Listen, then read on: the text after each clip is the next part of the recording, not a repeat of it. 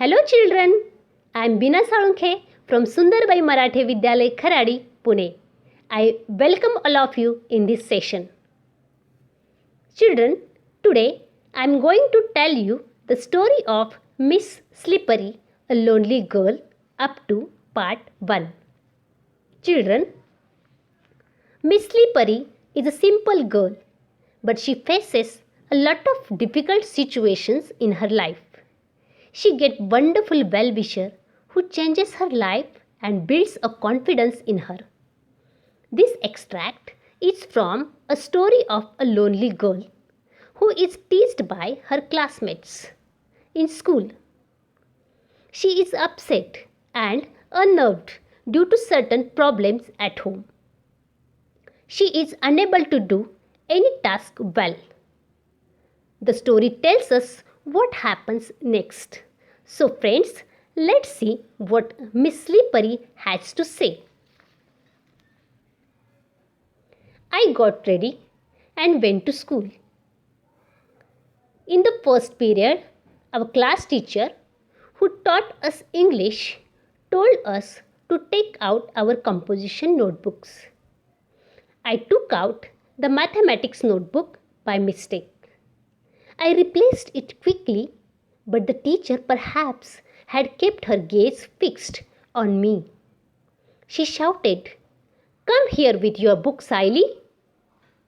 I obeyed, but her angry looks made my legs tremble, and when I reached her chair, the notebook fell on her feet. Some girls laughed loudly. The teacher thought that I had dropped the notebook on purpose. She stared at me with all-devouring look. "Go and stand near your seat," she yelled. I kept standing, punished for the whole period. The next was history class, and my favorite subject. The teacher had asked us to memorize the causes and effects of Battle of Panipat. I was well prepared. She began testing all of us one by one. When my turn came, I went blank. The teacher gave me a stern stare, while I stood there, stiff, still, with my head hanging down in shame. Mama and Papa continued their never-ending tiffs. Papa used every opportunity to express his annoyance. Mama, on her part, did not allow any such occasions to slip without turning it into a vociferous quarrel.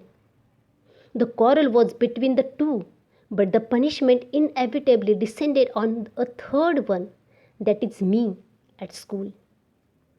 Wherever and whenever I heard raised voices, I felt as if Mama and Papa were quarreling. Sometimes, even in the midst of silence, Mama's screams came piercing through my ears, and whenever I heard Mama's high-pitched yells, my legs quivered. One day, I was coming down the school stairs. Somebody from the top gave a frantic scream. I fell and came tumbling down about 7 steps. My elbows and knees were badly bruised. My new frock was torn at seams. When I reached home, Mama shouted, "I am sick of you. When will you stop making me pay through my nose for such extravagant losses?" Mother seized me by the arm, gave me a good jerk, and seated me on the bed. She fetched an antiseptic lotion and applied it to my elbow and knees, but did not hug me. Within me lingered an yearning that she would hold me and console me. Even if she had given me just a sympathetic pat, my smarting limbs would have been soothed. My younger brother was close by. As Mama walked away to the kitchen, he came and sat beside me. He placed his little hand on my arm and whispered, "Are you in a great pain?" I hugged him tight and started crying again. I used to walk quietly, cautiously, yet I would often stumble.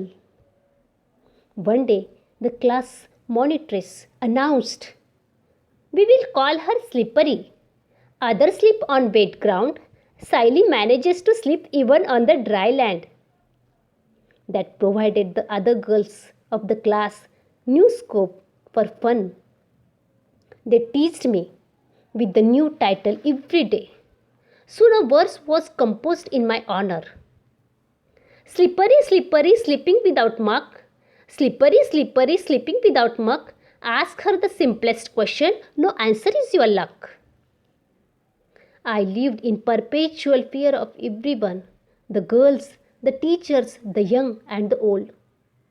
When I was in the class, I dared not move out. When I was outside, I was afraid of re-entering the class. Nor could I muster the courage to speak to anyone. Friends, this is what Siley has to say in part 1. I hope you have understand what Siley has to say in this extract of part 1. We will see what she has to say in next video in part 2. Thank you very much, friends.